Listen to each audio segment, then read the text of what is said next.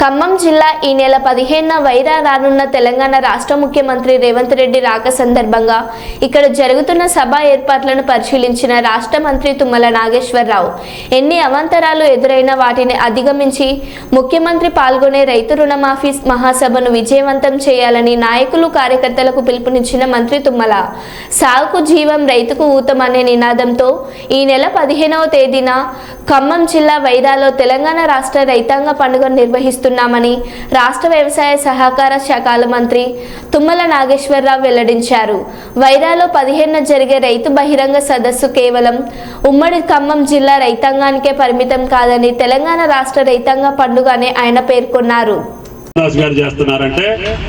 అది ఆయన పట్టుదల, ఎందుకంటే ఆయన కోరి పెట్టించుకున్నాడు కాబట్టి స్టాల్స్ కూడా వస్తాయి.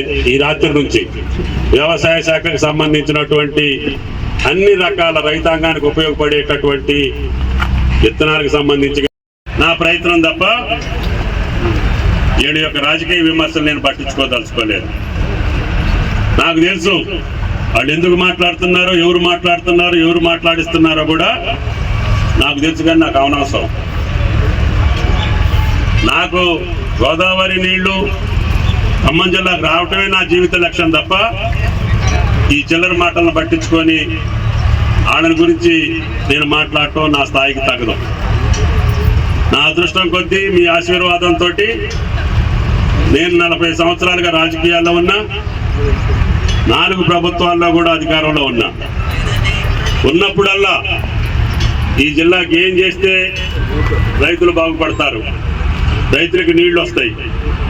ఆనాడు పాలేరు మీరు చూశారు, రాయల గారికి తెలుసు.